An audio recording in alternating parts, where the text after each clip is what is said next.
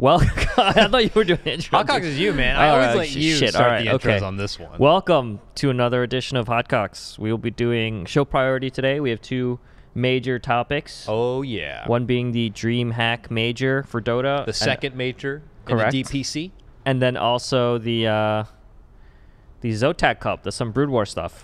I'm excited to talk about that. Yeah, we weren't initially thinking about covering that event. To be honest with you, I didn't even know that event was going on, running parallel to DreamHack, of course. I'm sure most Dota 2 people didn't really notice, but I'm really excited that we're going to be talking about it because it brings a really good contrast to what even DreamHack brought to the table here because we got to remember what we're talking about, Ken. Show priority. All right, so DreamHack Major, there's no meme, what's it called? No meme sponsor this time. No meme sponsor. That was the last memorable thing of the previous major. The last major actually was kind of saved by the Mercedes repeated E-class. What class was it? It was E-class. C-class. E-class. I don't even remember the class of it, but I remember Mercedes. Do you have a negative opinion of Mercedes? If you own a Mercedes and you damage it, the parts are probably going to be expensive. All right. Anyway. Positive opinion or neutral opinion, which is what they want out of it. This one, I don't think there's no Mercedes for this one. No Mercedes for this one. No Mercedes. In fact, I don't know if they had a really prominent signature sponsor to this event aside from just their annual monster deal, I believe. So DreamHack really got to focus on what they do best this event. They got to really focus on the Dota, putting on a good show, being entertaining, and just kind of living up to, you know, the title of a major. This is, I think, the first time that the Dream League team has been able to put on $1 million Dota 2 event. Yep. So they were kicking it into high gear as far as focus goes. But let's talk about it. Let's talk about it a bit because, you know, this is show priority. We want to talk a lot about the show. We're not going to be covering a lot as far as gameplay goes, Ken. And I got to say that was probably one of the biggest strengths to this event. Was the games were hype. The games were really good. The games were hype. The teams were great. Patch, Secret versus Liquid. The games. Navi's was stepping up. EG was getting themselves back up to the top again. Well, so. EG, all of EG's games were quite. There were a few that they were behind quite a bit, and then they came back. It was very exciting. Yeah. I thought the gameplay was obviously great. I think the once great Wax Angel once said, "How your tournament is remembered is 40% everything you do and 60% whether the finals was good." And I got to say, some bad luck with finals for some of these events, unfortunately. I mean, they're hype, but they tend to always be these 3-0 shutouts lately. That's how it feels. I thought it was underrated, but I mean, the first game was amazing. It just sucks when you try to look back at the event and you look at Liquipedia and you're like, oh yeah, it was a 3-0 stomp. Okay. Team Secret, I think, is the they're always good every year, and then it gets to TI and they're, I don't know, they either like flame out or they burn out or something like that. I don't know what it is. I don't know what the formula is them and OG, to Secret, really. both of them. You know? Yeah. But OG's not even qualifying for these, really, so we gotta see what happens. We're in a good spot as far as Dota goes because anyone can win. For a while there, yeah, there was a strong divide between like Liquid, maybe Virtus Pro, and then everyone else. But now after this major, people are feeling a bit better. Like Secret now clearly get to fly up that mountain. OG, EG, they're kind of hanging around in there a bit. And dude, Navi's back. Dude, tournaments love it when Navi's there. Of course they do. They get like double the viewers. Yeah, like an instant 30 to 40,000 Navi fans. We should have invited Navi just for the viewers to the summit. It's ridiculous. Just bring them out. Get 10 teams. Have the best event. I'm just simply going to have Get Navi the viewers, play dude. Alliance. Yeah. Just bring them out. With whoever's in it. While Bulldog casts it, which we got to see at DreamHack. A good, you know, it's in the backyard. The guy that says the Twitch memes. God, Bulldog was just. Do you like that though? He was just. What are you on fire with the emotes? Are you a fan of speaking emotes out loud? No. I mean, not a fan. That's just the blatant thing. Can we get a? That's probably the worst thing chat wants to hear. A quick chat. Do you guys in the chat actually like when he says stuff like that? When he's just like Moncos, you know, like. The thing is like that's why. I don't have to like it, but that's his thing. That's why people go to him. His fans probably love it. They love that stuff. It can't be something that happens all the time. It's just occasionally you have that guy in the chat and you have Bulldog on there and they connect on a level that we don't understand. With the 5-man wipe. PogChamp. Yeah. Pog champ. He says it so matter of factly, you know. That maybe the delivery is he makes it work without. He's like, hey, Pog champ. He's like, and Monkus. Yeah. I mean, I'm laughing now, so I God. guess there's some entertainment to it. But maybe you wouldn't have him doing that in like TI finals. I would love to have him do it at a summit though. Yeah, that would be fun. Bulldog, please. Was he gonna? But okay, but remember when he was supposed to go to TI? Was that what he's gonna do if he was casting a TI? If he didn't make the, you know, if he said the right thing at immigration and then went in? That's true. Would he have been Twitch chatting it up? So, I don't know. Then you have like grand finals. They're playing for millions of dollars, and then maybe Bulldog's everybody loves it. Reddit loves it, and suddenly all of us casters out there are like looking at ourselves like, I think we gotta change it up, fellas. We gotta yell the Pog champs. We gotta yell the. Let me tell you, you love it until you don't. Okay, and it's the same for a lot of people. If you have a shtick and you do it too much, people do not like it. We'll let him have it. Yeah, he can do it. Occasionally, okay, right. But too much is too much. Unless you're really good with it, like Dr. Disrespect, which we'll check out also. That guy has a shtick that just works. I don't know. He can be overexposed too, like anyone can. If he's smart about it. I don't know, dude. If he's smart about it. He is everywhere. Do you think he could get overexposed soon? Okay. He's everywhere. All right, we got to talk about this more when we get to that point. Let's finally show some clips. stuff here. So remember, guys, this is show priority. We're not going to be talking about those hype games or anything in the games. We're talking about everything they show in between. And I got to tell you, I'm going to be reaching here for some clips.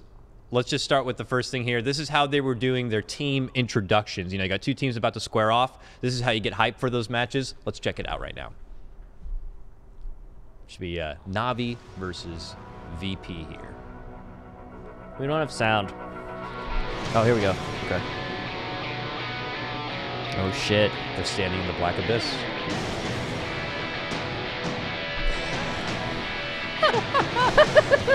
He's just smiling in the back. All right, we're gonna want to watch this again, Kevin, for that moment. But you know, that's it. And then they have a nice moment. Now we can like check that. out the stage. That's actually not cringy. They just nice music. The stage is a little dark. The captains there shaking hands. Solo, the Nahas, owner of that brand new Mercedes. I think it's a bit simple. Can I just say, I think Nahas is one of those guys that is exactly, you don't need to see him too much. You know what I mean? If he's hosting every event, you're gonna fucking hate him. I mean, that's anyone. If Even he's occasionally, Red Eye's at every event. No, I mean, I think get tired there's people of different degrees. Okay. I mean, some people you can see more of because they're more standardized. You have a more like heavier saturation leash, I guess. Nahaz, I think, is in that. Slacks is. I'm in no way. This is not like a call out or anything of them. I just think like they have a certain style. It's very, very prominent on screen, and that you can't have them every other event, every 3 events.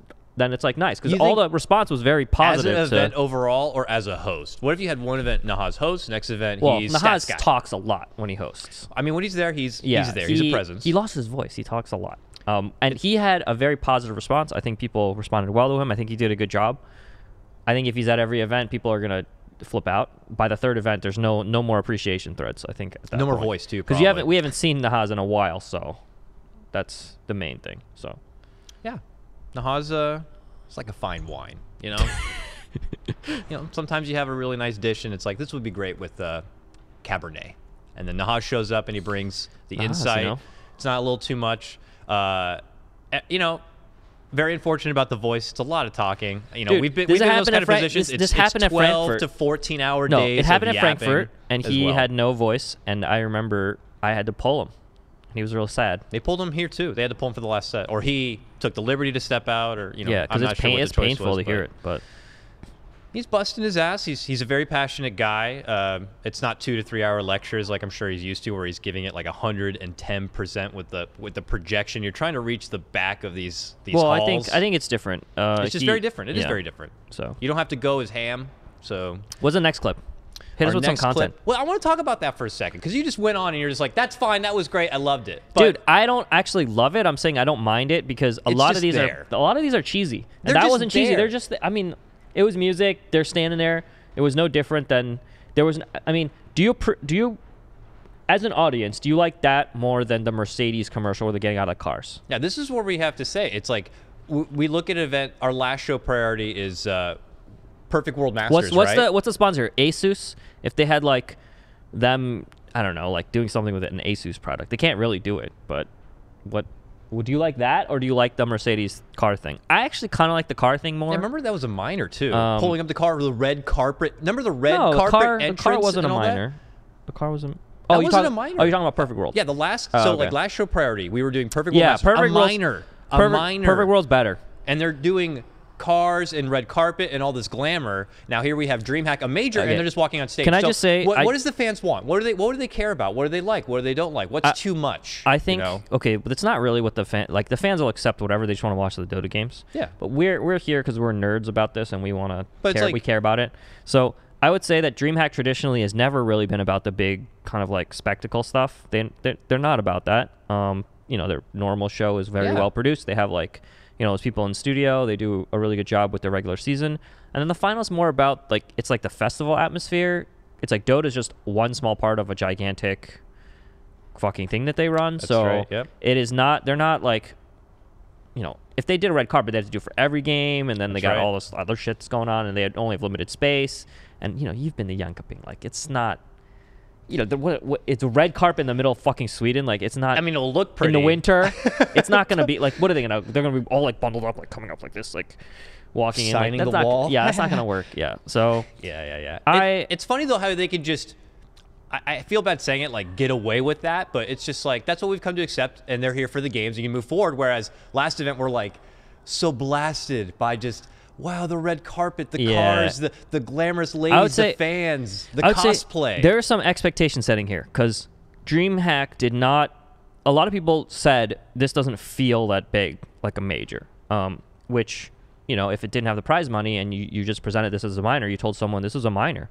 People, other than like the team quality overall, because the team quality is very strong, obviously, people would probably not really bat an eye. They'd probably be like, yeah, that seems like a minor. It's fine. So if this was the first major, people would be like, they're not doing anything, But since there was already a bunch of minors and majors that didn't really have a lot of content, people kind of gave it a little bit of a pass, I would say. Yeah.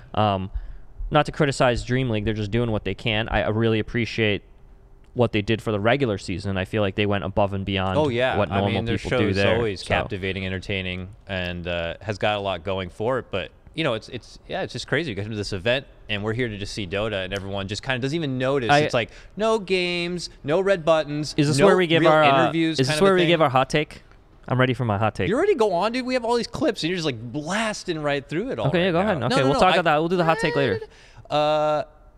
Let's check out here because we kind of skimmed over all the meat and potatoes of a lot of this, but I want to check out one thing here. A post-match interview, Kevin, the one where Matama Man took over and stuff. That was cool. Special recognition, Matama Man. This is a guy who's always awkward with interviews, and here he has his best one. 2-1 against VP. How do you feel? I feel good. How do you feel? That's kind of a standard question. I mean, what do you expect from me? Okay. The game one, you played. What happened in game one? Can you tell me? See, so he did the thing where he started one question and then he had to switch because it's not easy, is it? Let's go to game two. Game two was better. I'll say game two felt better to me. Game two was Nature Prophet, but we don't often see you play this hero. So, why did you decide to pick it now? Because Prophet is a counter to Rasta. I see. I heard the Lycan player was pretty good as well in that game. That's not a question. You just stated that. Sorry. All right, go ahead. Okay. Going into game 3, what was your feelings? I felt like we were gonna lose, but what was your feeling I again, huh? And I felt confident. Tell me those feelings.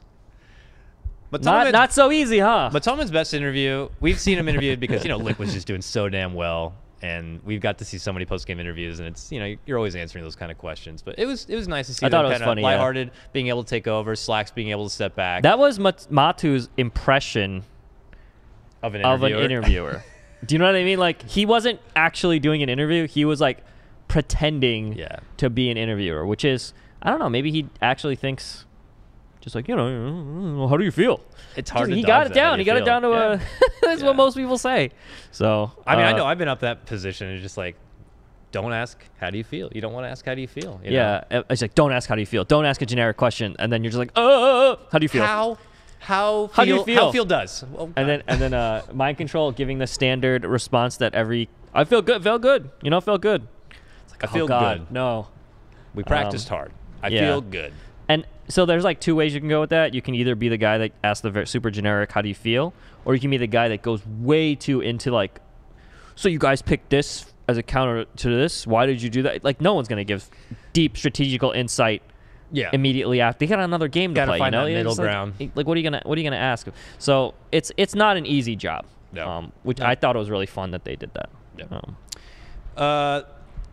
Some special guests. We mentioned him before, Dr. Disrespect. Let's check out his appearance on the panel. Last time I was there, they had Waka Flocka or whatever. This is Dr. So and here they get Dr. Disrespect. Because like you said before, this is not just Dota. It's a huge event of multiple games, and they had PUBG there, and they had Dr. the Legend Disrespect. This guy makes like $1,000 an hour streaming. Yeah, I don't know. Let's go. You also got to consider all the We gotta sponsors talk too. to- He We is gotta so talk to you about fucking. Look Dota. how short You Fog guys is. seen larger much of than My it. life. God. You got to So see the Slacks end of is that like last 6'3". game with us. He's like my What do you height, think? 6'3", something like I that. saw a lot of VFX. Dr. when I saw Disrespect's UI gotta be like I saw a 6'7", team that 6'8". rotated terribly to the east side of the map. They were going through a dangerous zone. I think the gas was coming in. They got pushed out into an uncomfortable realm that you could just tell. And the coach was on stage. He was screaming and yelling, saying, "You got to backpedal. You got to get to the choke point. They're taking your flag." What are they talking? And He's all of a sudden, they're about capturing Dota a point at search He's and so destroy. confident, it's great. And from there, I kind of did. I didn't know what was going on. You're not too far off, don't Well, worry.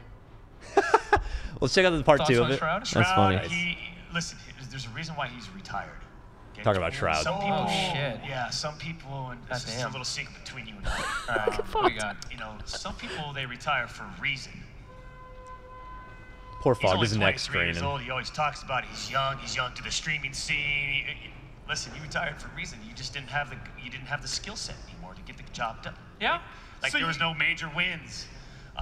So I mean that's on Shroud. Man, how hard do you think it is for him to like keep up that for like a weekend event kind of a thing? And you're there for like 8 hours a day.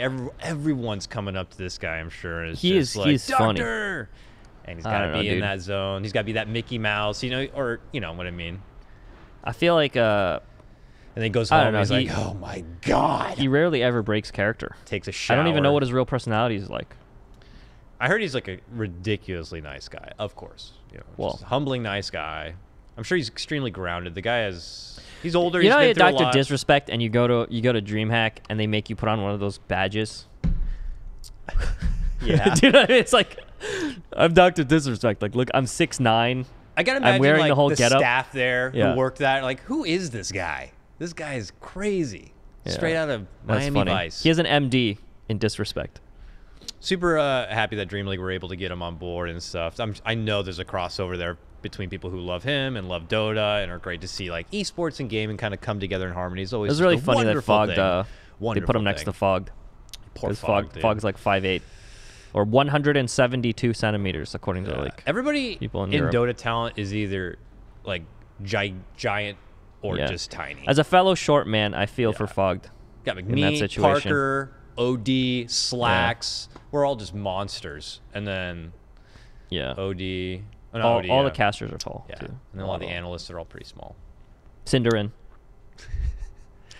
Cinderin's a tall guy too. Yeah. So, I mean, we mentioned it a bit. It was a good show. Well, I mean, great games, good production, very clean. Yeah. Not a lot of show, and this is where it gets tricky, Gray, as we come down to our grading element for this. We have our grading scales here of minors, of majors, and of other events. So like are we King's Cup grading and already, Midas or Mode and are we such. doing this? So we're here. We're at the major, and the only other event major we have to compare this is ESL. ESL. Okay. Did you like this as much as ESL, or did you? Okay. So here, Well, here's what I think. Can I get my hot take now? Do it, man. I like the DreamHack regular season more than the major. You said it, and I agree. Do you guys agree with that? Does the chat agree with that? I think the regular season was amazing, and I watched a lot of that, and I think it was like, if I had to grade the regular season like finals, I think DreamHack's like an A. Like, that part was fucking awesome. Like, everything they did, the different guests, all the fun shit. They do it better than everyone else. Yeah, There's was no one else who runs qualifiers better. Yeah, that was really good. But then when you get into the major, they make it very generic. And I think a lot of the talent they have don't succeed as well in that generic kind of atmosphere as as they do, in the regular season. So, but they're also a lot of the familiar faces to Dream League, and you can't say that about Slacks as well. I mean, well, no, I think Slacks is much better in the regular season format. We would normally had Shiver as well. You know what I noticed about Slacks? When he's on the panel, he has to make like a somewhat reasonable opinion about stuff. Do you know what I mean? And that's not really his element. I don't even blame him for not being as good as he's still funny, but he's not like Slacks, Slacks it's is like yeah, I know what you mean, because Slacks does what his thing best. Yeah. And you put him up on a panel, and it's like, I feel like I see Slacks trying to be Slacks, and you can't all the time. They're like, to the point where even if someone else is talking, he will like make faces and just be like, and it's like, you shouldn't be pulling focus, but it's like, that's what he does. Like, that is Slacks. It's like Blitz will give an opinion that's like well-informed, whatever. Yeah. Nahaz will give a serious opinion. Yeah. Fogg will give a serious opinion. They go to Slacks, and he can't go too killers. crazy. Yeah. I love their He's killers. Like, he'll be like, who they we're kill not each talking other, about? The player you guys didn't talk about. I really like Nine Pasha, and Slack's not an expert at Dota meta or whatever. Like, you can't expect him to be. So he's on the panel. He's trying to give an expert opinion, and he's not that guy. So I like the regular season way more. So if you guys think I'm being unfair to the DreamHack LAN final, it's partially because the regular season was very positive for me. So I'm comparing it to that. Let's check out the red button clip I brought up just from this same season, so we can kind of remember a bit of just like the regular season stuff and all the sporadic fun humor that we would get normally from Dream League. And again, this kind of attributes to here. Let's just check it out. This is when Grant and Cap were guesting on the show. Mark, let's go. Well, we need crack. So do we have to swallow them first and then do it? Or just have them in our mouth? But you can't whistle with cookies in your mouth. That's the whole point. Sheever. You misunderstand. You can't spit the cookies out. You have to whistle as fast as possible. Well, after you swallow them. After you, probably after you. Okay, don't the first right cookie. away. We have to start the same time. I know Grant. Now, most events, most qualifiers, this is your weight Oh my screen. God. I've seen Grant. Weight screen as we get the other teams and wait for the lobby to fill up and do because some they're all remote broken. coverage or whatever. And here they hit a button. They pose a fun challenge. challenge. We've got this. And everyone's just, kind of captivated by it. I can't get that. That's 4. It's 5. And unfortunately, DreamHack, and I hate to call him out on it, I'm like looking through the grand final lead-up hype can, and there is I think it was like a 40-minute break. I don't know. I like this way more than I would the watch final. them spit crackers on the main stage for 40 Well, no. minutes. Let me tell you, they couldn't do that because Kobayashi's Nahaz's voice was out, and Blitz was working like the cast and the panel. He was like running back and forth, and they had 4 best of 3s a day. You can't expect them to fill for 40 minutes between sets because of that. I just don't blame them for not doing that. Their talent would die. I remember reading that they need breaks. Cap had tweeted that a lot of these events need that kind of +1 available, and like a swing. Yeah. They probably need another person or two. It's hard though. Because the counterpoint was that it's easy for someone like Cap to be able to be a swing, to step in and fill all those kind of roles, an analyst, a caster, or a host if someone is to drop out. I think they should have gotten a Grant or, something like that, maybe. This is funny. Like, I like this way more. It's fun. It's dumb. And you just get to see, like, and if Shiver's able to be there, it would have been better. Yeah. Okay, so do we give our... This is when we're supposed to give her a grade. Okay, so I'll give a major scale. I know, because look, I know the chat. I'm looking at the chat. Like they always say we hate on stuff. So even though last week, didn't we give Minus Mode like an A or something like that? We did give Minus Mode. Me, got an A-, got an A from you. So I think, to me, I'd give the regular season of Dream League pretty much an A, almost an A+, because I'm comparing it to the regular season of anything else, and that doesn't exist. So A, whatever. There's a lot of better clips. Yes, I agree. But for the actual Dream League final, the actual Dream League final dumb stuff on the screen. I'm gonna go B-, I guess. B-. I don't think it was as good as ESL. I don't think it was as funny. But taken as a whole, the regular season plus the final, I think that's like an A-. It's tough. We're here to talk about the show. Yeah. What entertains us? What helps fill the void between all these super high Yeah, games? they didn't mess up. It's not like a bad situation. If I'm sitting and I'm like, okay, 30-minute timer.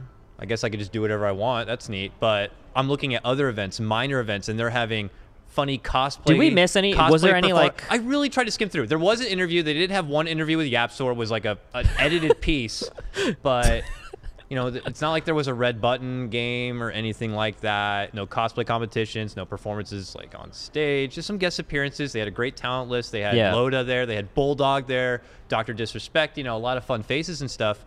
And they all nailed those marks. I think it's like you can. But we're here to talk about all the other stuff. In my opinion, you can do two ways when you have a major with a lot of money. You can either go full out like crazy features and like big spectacle, kind of like what Perfect World tried to do, and or you can meme it up like really be authentic and grassrootsy like Midas Mode kind of did. Yeah. And I think they kind of walked the line in between them, and their regular season was very kind of like really cool and fun, and then they didn't take enough risks with this one, which I think the community would have loved if they were a little bit more fun. I mean, the Dr. Disrespect part was probably the highlight, I guess. Yeah. But. And, you know, again, they're running multiple game titles at this event. I don't know how much control the Dota 2 department has. I mean, I love those people. You know, Milton, Dag, all them over there. Put on a good show. Like, at DreamHack, there's a lot of shit going on. So it could just be that they just don't have enough staff or planning or whatever resources to handle CS, Dota, all those fucking other games all at once. So you said B-? B-. I'm like kind of right there.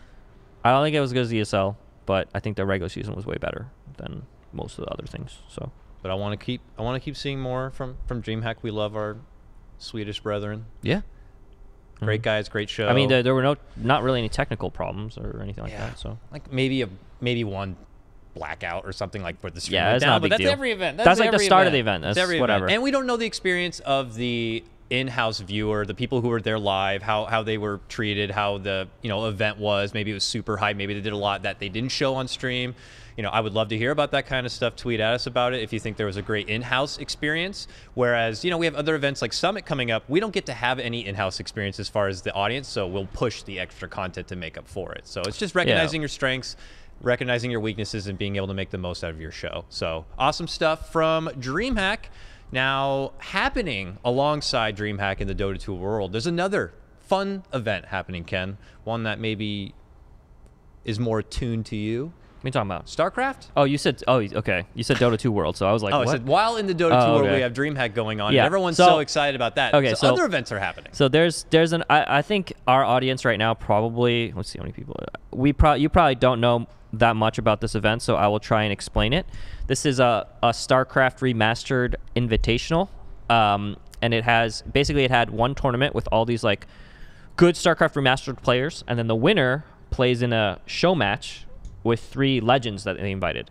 So they invited an old school Polish player named Draco. They invited a Chinese former pro gamer named Legend, and then they invited a Korean top player / variety streamer called Larva. Okay. Now Larva is fucking nuts. Like his stream is crazy. He does crazy stuff on his stream. So, and you'll see he quickly realizes he's much better than his opponents, and he starts doing so goofy if shit. Dota people are still around, what would his StarCraft MMR be compared to the other competitors? So he's tier 1. He's like I'm trying to think of a comparison here.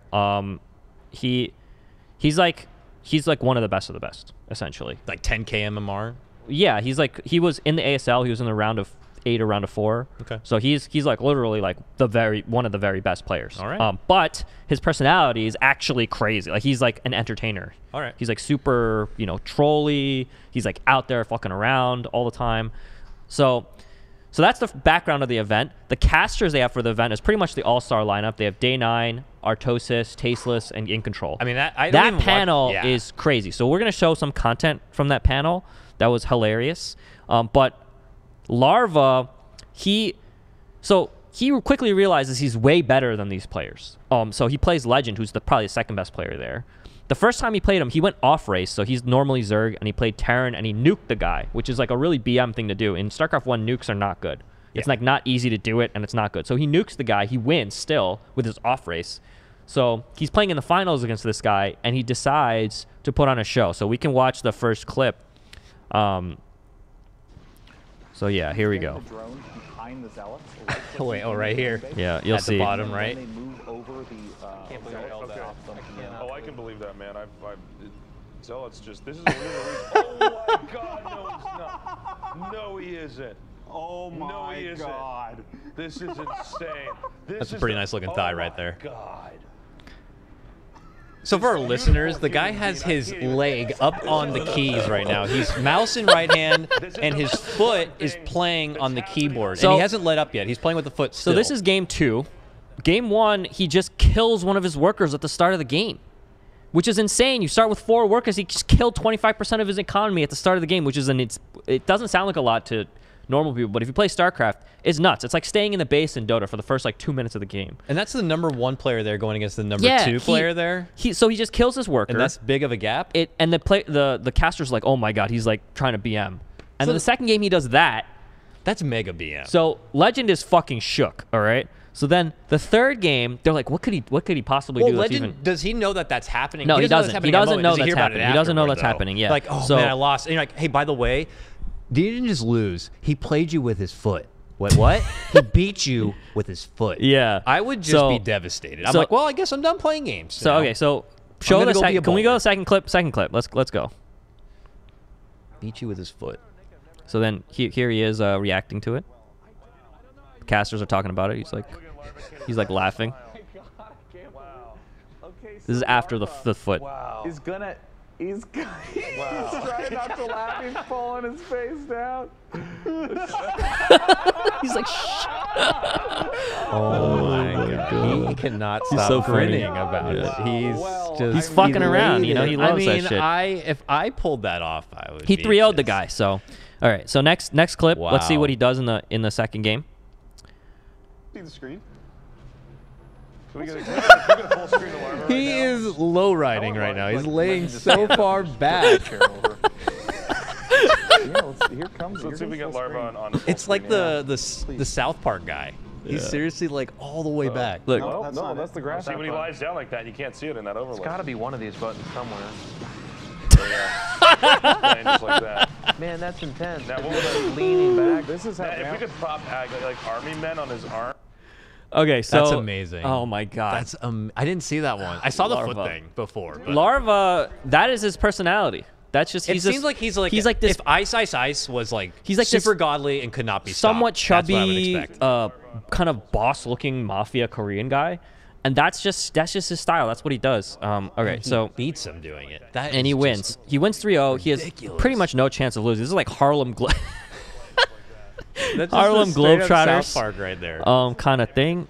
All right, it's actually really hard to play Brood War. Let me just put it that way. Like that's why it's funny because it's like ridiculous. Isn't like their APMs you can't like mouse, 200 You something? can't mouse APM? only Brood War. You basically have to, Okay, so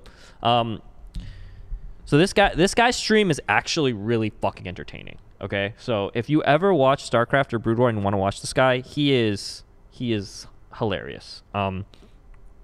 And then before we get into the controversy and all the shit surrounding it. Yeah, I imagine he didn't get a walk away from that. Okay, just, so here's praised. I will go about the reaction. So, okay, so this is what happened. After that, the guy that he was playing, Legend, who did not see any of that, posted on his Weibo, and this is going to be some salt. I'll give you a TLDR. How did I meet such a mentally ill person while going overseas and having little fun? What kind of enjoyment do you get from this? Why'd you do it with your mentally challenged fans? When I first saw this, I thought you got your results from hard work, but I respected that. But now I see I was completely wrong. Even if you were to nuke me in game, I would laugh it off. But outside the game, you act like a clown. This is the difference between you and a first-place professional player trash. Woo! Mentally ill Woo! and you're mentally challenged. Okay, so he said that. Fans. Obviously, Zotac responded because Zotac's the organizer, and Larva said that Zotac allowed him to do this, essentially. And the Chinese fans were going fucking insane. They were really pissed. Allowed him to do that. I mean, that's a weird thing because it's like in the rules, does it say play with both hands? So okay, play so serious. So then, You know? So then Zotac, this is what Zotac says. Zotac would like to apologize to Legend and all the spectators for this incident. Larva's actions will not be tolerated. He did not notify the organizers of his actions. His statement of I have the organizer's permission was not true. He will be banned from any future Zotac Cups, and all players with previous record of similar actions will not be invited. Zotac expects Larva to apologize to Legend. Okay, so Larva also wrote a letter where he explains how he did not understand that it was supposed to be treated seriously, and he was just playing for fun and all this kind of stuff. So I can read part of that too. He apologized. He says, what I tried to do is liven up the tournament and the StarCraft scene. I'd come to the conclusion that there would need to be showmanship performance to pull interest. To all my YouTube subscribers, fans, thanks for cheering for me. The results when I pulled from the streaming data was that it was a success, and I got a large amount of viewers, and even though it was 3 to 5 a.m. in the morning. And then he says some stuff to everyone. To me, if he was trying to get viewers, he succeeded. This was #1 on our videos. Zotac should be 25,000 upvotes. That's a show match, right? Yeah. That was a show match, and the dude put on a show, and everyone came and watched the show. 25,000 upvotes, 2,000 fucking comments. Hey, let's ban him. Yeah. Well, okay. So here's let me explain both sides of it. Okay. So I understand Larva's side, why he did what he did. It's a show match. There's no chance of him losing. He's just fucking around. He's up. Yeah. He's clearly making fun of his opponent. Okay. Whether you believe he has the right to do that because he's way better than his opponent, that's a different question. Let me frame it to you in a different way. Dota players that are like don't care about this. Let's say you get a player like Dendi, who everyone loves. Okay, this is essentially Legend in China. This is fair. Yeah. Okay. I see where you're a player you love. He's not as good anymore. He plays 1v1 mid against some newish player. Sumail. Let's say Sumail. Sumail takes his fucking hands off the keyboard, auto attacks, which gets up, starts fucking taunting. You would feel a little salty about that. That's true. CIS would for sure. CIS would be like, what the fuck is going on? Fuck this guy. Even though he's better than our guy, he deserves to get some respect. He's a champion. He deserves to show his opponent some respect, even if it was a 1v1 show match. Okay. Yeah, that is so that is my explanation for it. Yeah. Obviously, I'm not saying Sumail would do that or anything. Guys, let's relax. But yeah, let's say some new player, new generation top player disrespecting an old gen player. That's simply what it is. Maybe like okay, people are saying maybe Dendi wouldn't have taken it badly, but let's say he did. Let's say he was pissed off. Take your favorite old school player, Loda, and watch him get shit on get offended, by a new gen player. That's where we're going. So who cares who the player is? Yeah, I feel like that's the kind of mindset because Legend used to play on SK Telecom. He was a previous pro gamer. He's by all means seems like a respectful dude. He laughed when he got nuked. Yeah. You know, he wasn't like salty about like getting beaten in the game. He was salty about all the shit that was outside of the game. So you think best case scenario maybe would have been the two players talking about it ahead of time, maybe, like, or just not doing it? Like, it's hard to say what the best case would have been there because I don't know. I mean, yeah, the one who loses there is the opponent. He really loses there. The organizer wins. But the winner wins. People are like, other guys should just get good, you know? Most of those games were already over by the time he was doing that jokey shit, you know? Yeah. So it's like having a 20k gold lead, attacking into the base and putting your hands up. Like, no matter what happens, you're going to probably win. You can't GG out of that game, right? Does the guy just not refuse to GG, or he's very stubborn? No, you can't GG. You just don't know. You don't know that he's doing that shit. Like, he can't see him. He doesn't know he's playing with his feet, so... Yeah, which is so awkward. It's just such an awkward situation, unfortunately. Okay, so I can see both sides. That's the whole situation. Whether you agree with it or not, I don't actually think there's a correct side to this. The show match thing kind of wins for me a bit, just because the show match thing. But I don't know. It feels very disrespectful. Too. It's a show match, but it's also kind of like these guys are all old school. They respect each other, you know, all that kind of stuff. So let's see some of the fun content. This is what's good about this event. If we show some of the content of them fucking around. They played like charades. They did some like I don't watch a lot of StarCraft, Ken, but I know all these faces. Yeah, these are legends. They're well game. known. So I'm so happy that they have these kind of opportunities to be able to come together. Zotac actually did a good job of planning like fun events that they could do, or I don't know if they planned it or if other people planned it, but they did. There's some clips that we can keep talking. I think they did. Here we go. So it's like a charades right now, which we've seen before. It's a unit in a game, so something that lumbers like that. A Tauren. Earthshaker. Immortal. The Tauren Chieftain. Trying to do Dragoon. StarCraft unit. Oh my god. Drone, Zergling, Hydra. Spider-Mine. Spider-Mine, Widowmine. Vulture? It's Zerg. Is it Zerg? Overlord. Are you sure it's not a dropship? Are you sure it's not a Overseer. dropship? Overseer. What is You it? are. It's a fucking dragoon! I kept getting stuck. Oh, how What did do you you? You guys are so stupid. You name every unit in the game. You're like saying Ghost and Scout and shit. You guys don't know anything. Why are you here with me? Why do you think my that you're God. like this? Because that's how they fucking talk. He's like, guys. If this was just anybody's, it would have been kind of a drag, but man, only these, good people. Only good people can make a basic bitch game like that. Yeah, kind so of somewhat Artosis entertaining. is hilarious at everything he does, and then it took him forever to do the most basic unit. He couldn't even get Dragoon, and then no one could guess it. Yeah. And then Jeff goes up there and he gets Santa Claus, and he does it in like 2 seconds, which makes it even funnier. So, let's show another clip, the next one of the next activity that they're doing. I will read terrible dad jokes to each other, and whoever laughs, the other person gets a point. We did not write them. We did not write them. We take no responsibility. The goal is to not laugh. You laugh, you so lose. this is gonna suck. These are so bad. Yeah, that's a point. It's fine. All right. They're really bad. Who does the pharaoh talk to when he's sad? He's already laughing. This is so up your alley. Go ahead. Am I just gonna win? Yeah. His mummy. Oh, that was terrible. I dreamed last night I was a muffler. I woke up exhausted. What do you These call are the best police laugh. officers in bed? What? An undercover cop. That's so stupid.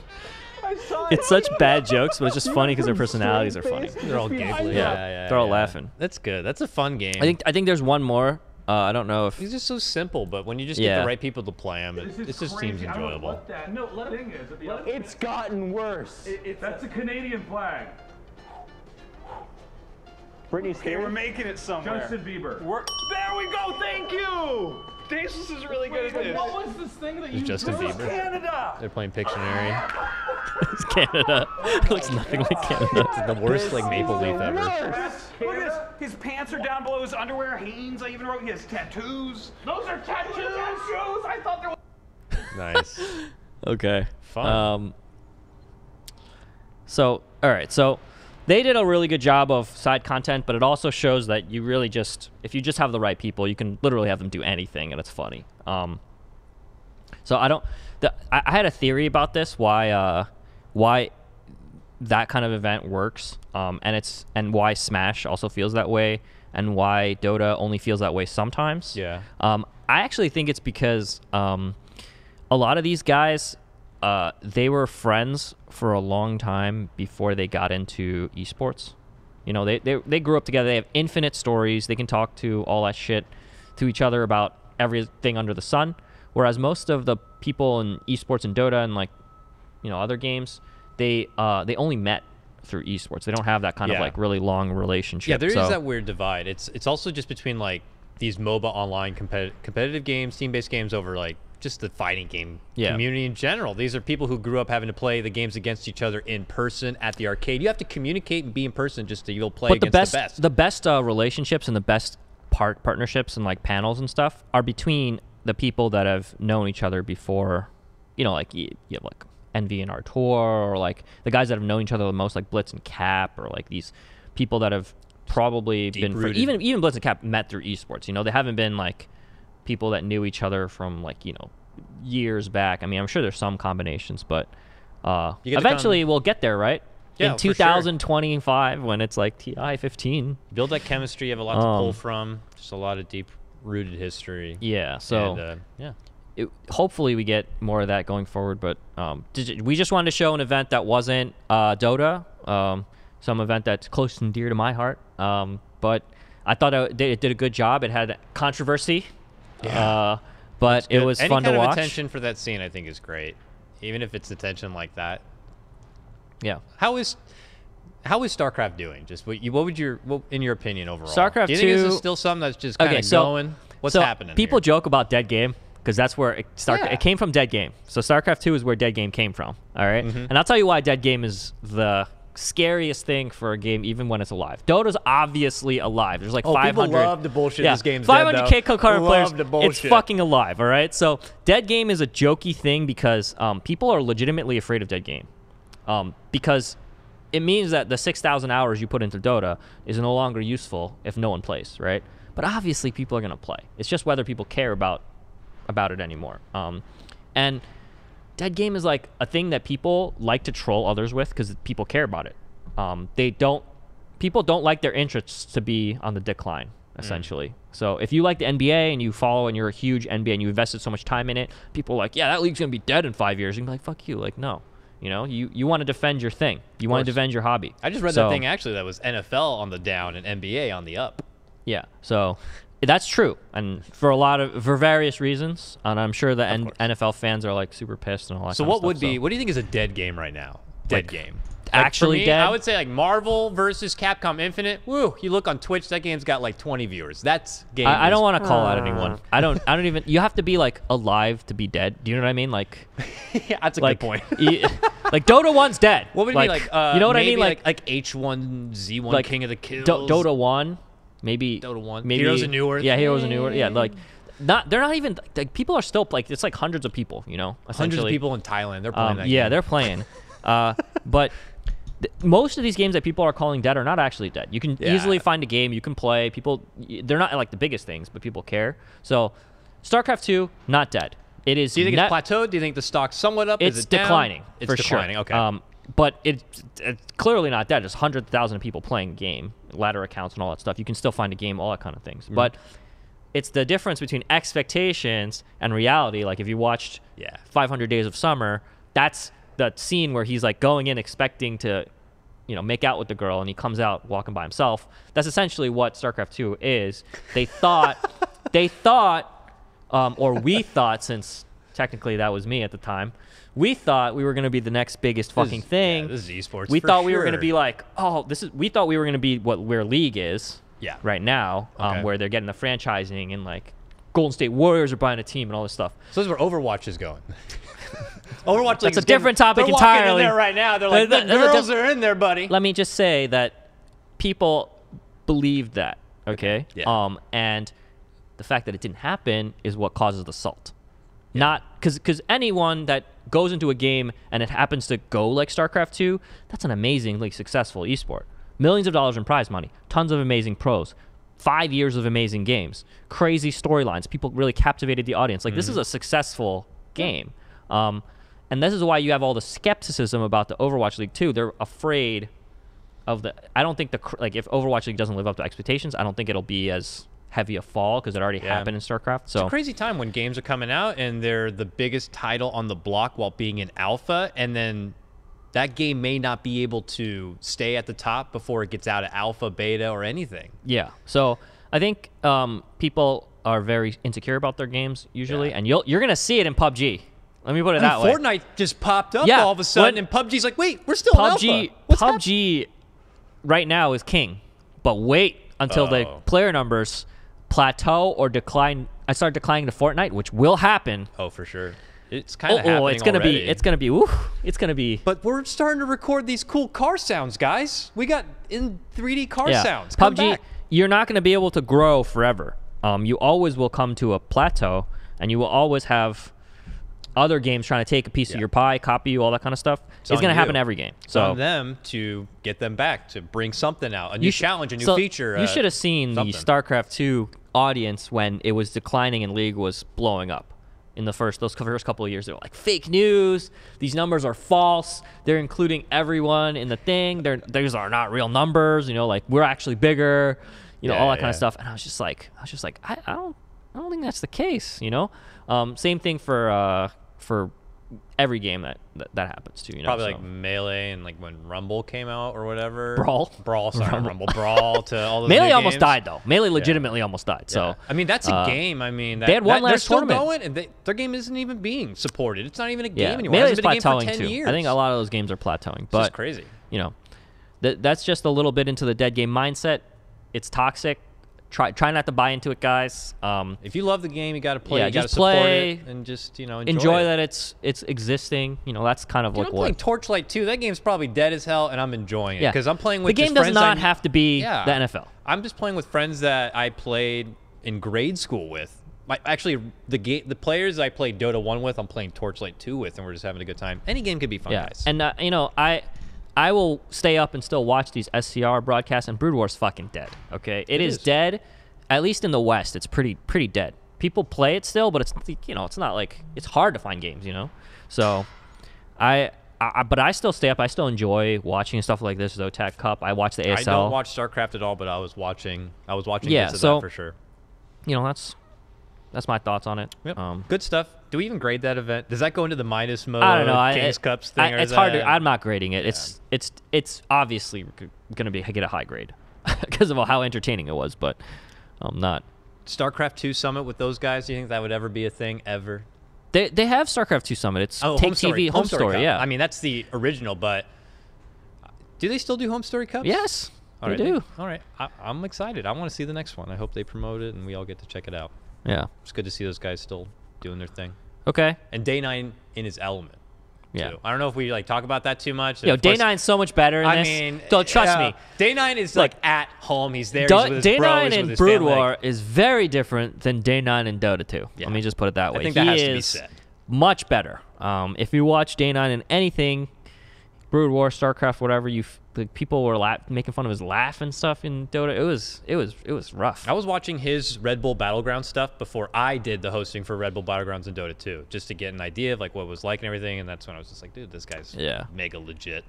So good stuff. That will wrap things up. It looks like for our HotCox podcast show priority DreamHack and Zotac Cup, guys. As we do final things out, for those of you who do enjoy the show and want to continue to show your support, we do have some new merchandise.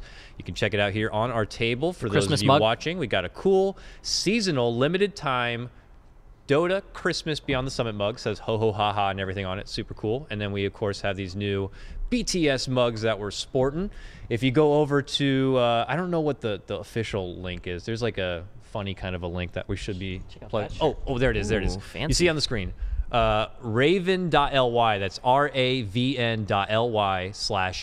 Summit 8 shop. We also have a super awesome ugly sweater. It's a Dota ugly sweater. This thing is legit. All right, we're gonna have some of the guys on it.